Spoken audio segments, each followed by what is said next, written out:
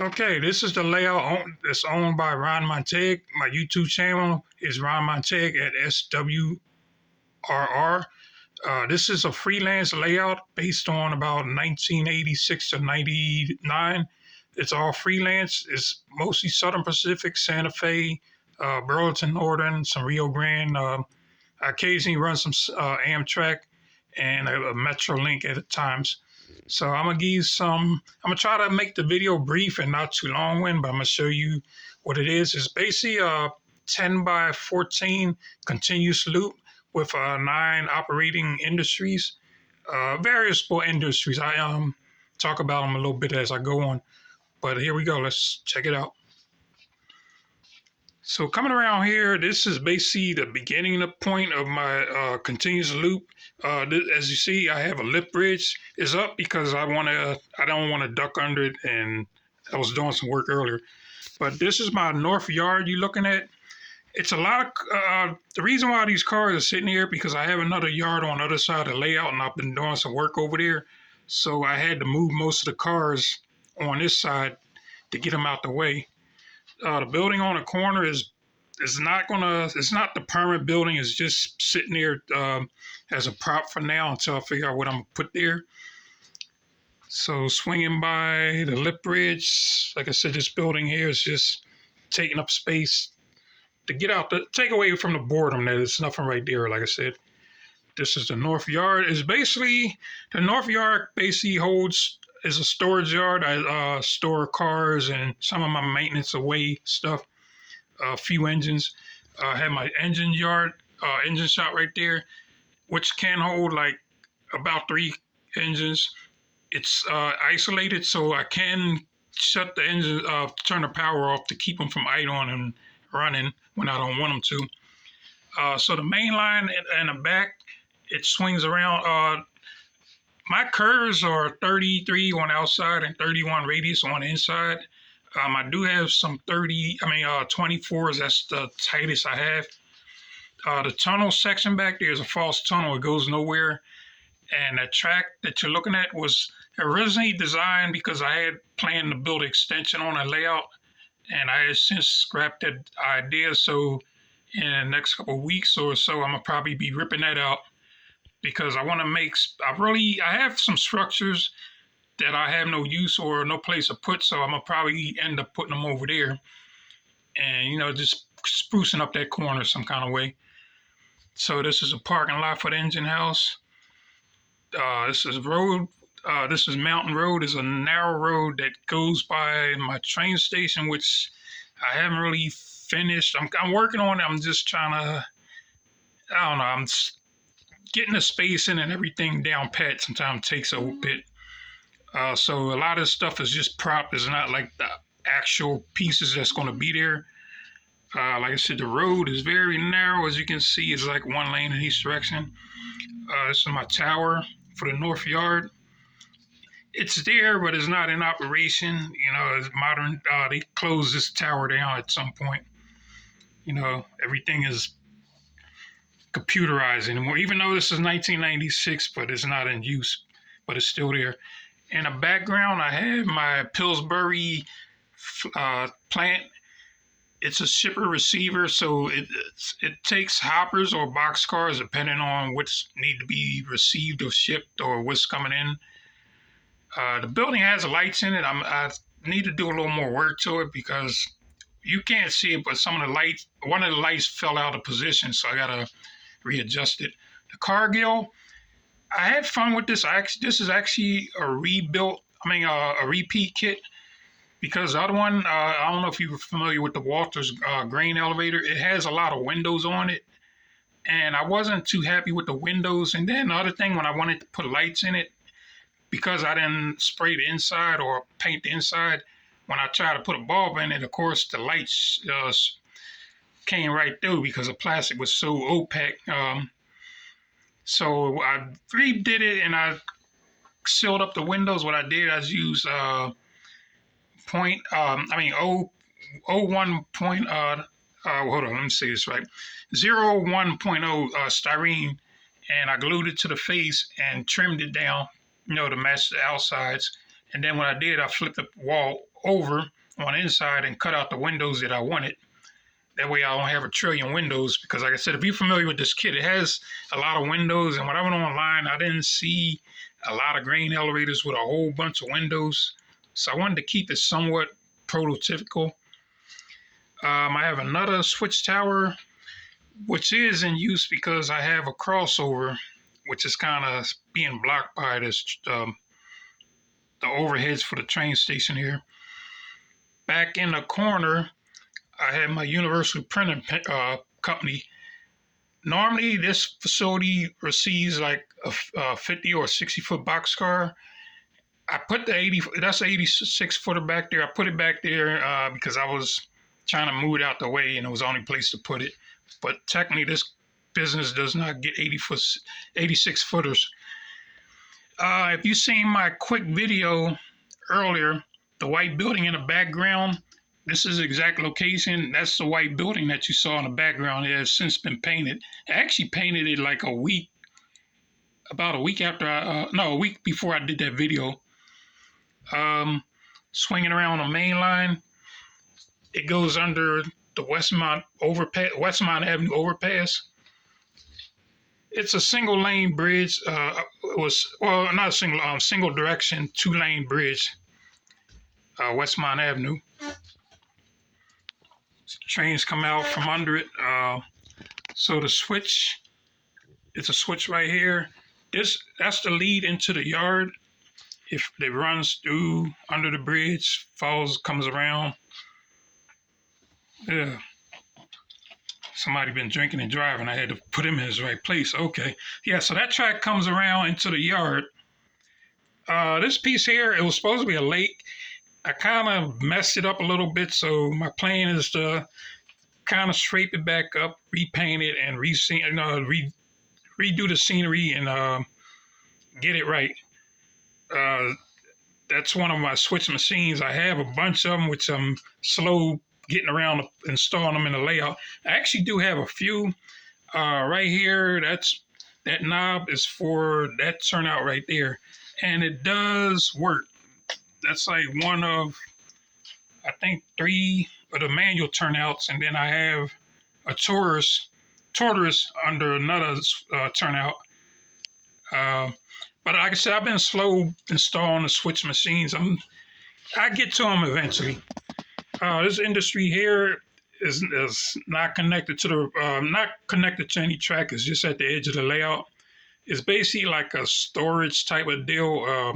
Boxcars bring loads in and store it, and they come back and pick it up whenever. It's at the edge of the layout, so it's not much more to it. This is my auto shop. I'm working on it.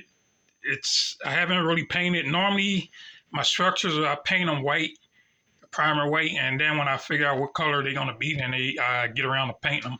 But that's why that's white. I did paint the roof because that's probably the color it's going to be. If not, it'd be repainted to whatever color. This is Central Avenue. It's a slight hill on a slight curve. And let me back up a little bit. So that track right here that comes off the main line, to get back there, the train would come in, past that turnout, go under the bridge, and then he would back up once the last car passed that turnout and back all the way back into the distribution center. I haven't really named this yet. It's basically just a rail to truck operation, but I haven't given a name yet. I haven't actually decaled it for any particular industry, but basically that's what that's about. It needs a little more work. I'm still working on. I didn't want to show this, but sometimes when I'm doing work, I tend to pile junk on some of the buildings, which I hate doing it because it don't look good. So I clean that mess up. And actually, another little sturdy secret I didn't want to tell you. This building, underneath the building, I've got about 20 bottles of paint stored under it for whatever reason. Space, I guess. So that's the front end of the distribution center. Coming around, we got Pacific Avenue, a busy street. Right here, this is Apache Mill. Basically, it's a feed mill, but it's sells like they sell like farm equipment and farm supply stuff. So basically, a train comes delivers here, and occasionally it might ship out bringing tractors or whatever farm supplies is needed in local area. These stacks of lumber, they're not actually going to be part of the scene. I just purchased these recently at a train show in Timonium. I'll talk about that in a little bit. I'm still working on the Apache feed mill. I got to do some decal into the front, and then I'm gonna put that low roof that goes on it. It's a few more things I got to do. I want to make sure the lighting is right. I have a temporary light in it, but it's not the permanent deal. This here is called Montague Street. Uh, it's basically a dead end. It goes to the Sunkist building, which I'll show you in a minute. The two buildings on the front here, they're not finished yet. I'm actually, like I said earlier, that corner that I wanted to redo, I'm going to probably end up putting those over there because I want to do something with this corner. So that's why I haven't really did too much with this corner because I don't want to build it up and then just to turn around and rip it down again. So it's just sitting there until I figure out what I'm going to do with it. So swinging back around, I'm actually on the opposite side of the layout. This is the main, it swings around, and this is the back side of the Sunkist building I was talking about. So it's very tight. So usually small delivery trucks come in, they swing around however they do it and back up to the lot. It's the front side. And this is so the story behind the Sunkist is basically a shipper. So local trucks bring in produce. The produce get stacked on pallets or boxes, however, and then it gets shipped out in the boxcar. And there's a track on the side. Generally, that brings in the pallets or the box of material needed to ship out. So that's how that industry works. Oh, one other thing. This piece here is kind of a display track, but it has a purpose. This is my actual DCC programming track. So I can put trains on it. It is situated funny because it's elevated, but the purpose of it is to program my DCC decoder equipped engines. And I have the switch down here, which I can program or turn it off or put it in run, make sure everything was good. Okay, swinging around up the main line. This is the other side of Pacific Avenue. I like to do that with the on a fascia, labeling what you're looking at. I haven't really got around to labeling everything. I probably might label some industries also. I haven't really decided, but it's kind of hard because there's a lot of industries and the labels might actually be indicating an industry in the back versus an industry that you're looking at up front. So coming back, this is control point forest or control point one. It's a singles crossover. This tower is in operation. I do have a Taurus installed in that turnout, but I haven't got to that one yet. Also, my layout is operated by MRC Prodigy. MRC Advanced system. It's probably not going to be the permanent system but right now, MRC is perfect for a smaller layout like which I'm operating. So I didn't want to make it complicated. So the MRC system is pretty, unique for me and it's, pretty simple to use and it's not complicated. So that's why I kind of went with it for now. Swinging back around here on the other side of the distribution center. So this building here you're looking at, I have no idea what it is, even though I built it. It was made out of DPM modular parts. And I don't know what I was really thinking when I did it, but I had an idea, but I just haven't figured out what kind of industry it's going to be or what the purpose of it is. It has no name or any title on it yet. And this industry will probably service a boxcar or a gondola, a flat car, whatever it eventually end up being. swinging back around the main line up towards Central Avenue. I apologize for the light because the lighting ain't that great down here. So I have my Metrolink waiting at the grade crossing. I love my Metrolink, even though Metrolink is basically like uh, it's a commuter railroad, but it's basically like slightly over 1996 or right at the verge of 96. But like I said, I'm not too prototypical on everything and anything, but I do love my Metrolink, so that's why it's on my layout. This corner here, um, when I had originally did it, it was supposed in fact, the whole corner was going to be like a area where the railroad store equipment and vehicles or whatever. But I decided to add that rail fanning gazebo, if you want to call it that. And I even had my man, like the videos, lighting's not great, but there's a guy there taking pictures. And that's the whole purpose of that little pavilion for rail fans to stay clear of the tracks and enjoy watching trains go by. I had my backdrop, background buildings. Few of them have lights, all of them are not lit yet. I'm still in the process of getting some of them lit. Some of them need a little work done to them. This is Utility Midlands building. I have no idea what it is other than that's the name of the building. And this street here is 49th Street, the small little residential / commercial street which crosses Central Avenue. In the back, we have the River City Textile Industry. This building actually came off my old layout. I had to do some work to it because I had a few of my backdrops was curved. So the roof on this was actually curved. So I had to chop the roof off and cut it down to fit the backdrop here. Kind of the same story with the Roberts Printing Company. This was also on my old layout and it was actually on the corner, like flush in the corner, and the backdrop also had curves, so the roof was curved also on this, and I haven't really got around to fixing the roof on it, but I'm actually in the process of replacing it all together because I wanted to do a couple extra things to it that I really can't do with this currently.